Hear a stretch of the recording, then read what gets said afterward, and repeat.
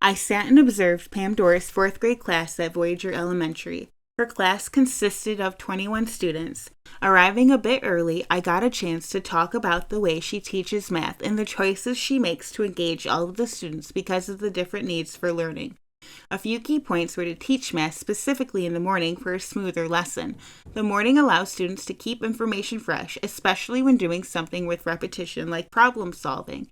Her goals within teaching is for students to connect to the things they do inside the classroom with their everyday life. It makes students want to explore and observe and frames math as something more than you do inside a fourth grade classroom. Every day, she sets a goal for her math lesson. That day, the goals were to understand how to order and compare decimals using number sentences and number lines.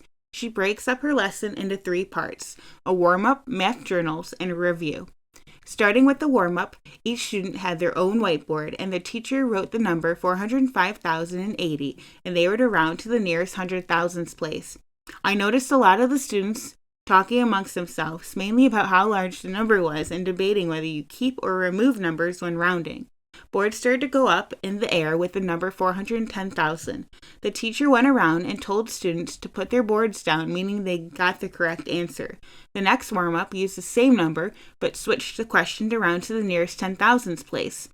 Students started discussing place values in a number, and how you look at each number on its own to round. Boards went up and down a bit faster with the number 410,000, and I noticed participation increasing. The last warm-up, they got a new number, 4,060,850, and they were to round to the nearest millions place. With the number being so large, a lot of the students were hesitant to try. The teacher talked through the place value of each number, and they were able to finish together, rounding down to 4 million. As I observed, I noticed how the whiteboards are a great tool for an interactive classroom, and it makes for an environment where it's okay and comfortable to make mistakes. The lesson moved on to the next section, which were math journals. The math journals use a combination of independent and group learning. The first section focused on comparing decimals using number sentences using greater than, less than, and equal symbols. The first question was to compare 0.3 kilograms to 0.95 grams. Many of the students wrote the number sentence that 0.3 kilogram was less than 0.95 grams.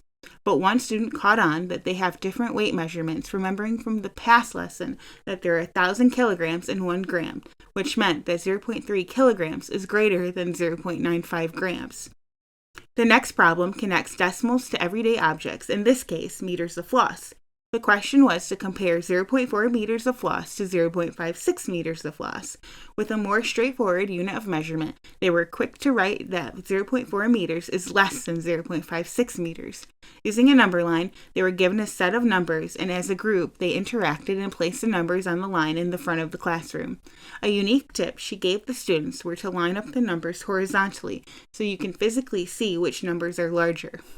The final question in the math journal was to compare 0.9 and 0.09. Because of the number 9, students began to think that it was equal to each other. Using base 10 blocks, they were able to create a visual example of 9 units and 9 longs. Another example they used were to compare decimals to prices at the store, as well as money. As I observed, I could see how students discovered different ways to solve these problems and work together to get an understanding of organizing decimals. The last part of the lesson went fairly quickly and covered a couple of things that they have been struggling with, such as writing numbers in standard form and long-form multiplication.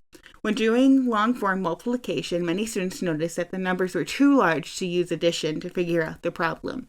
Instead, they played with front-end estimation so they could visualize the larger number, as well as practice a variety of long-form method questions. The fourth grade curriculum allowed me to see how the techniques I learned in class are similar to the things they do inside their own classroom. They are used to explore the different problems and fully understand how math works. Using repetition allows you to contribute to the development of math skills and help aid in remembering basic math. As a teacher, you need to create an engaging lesson where students want to interact and keep focused to make learning fun.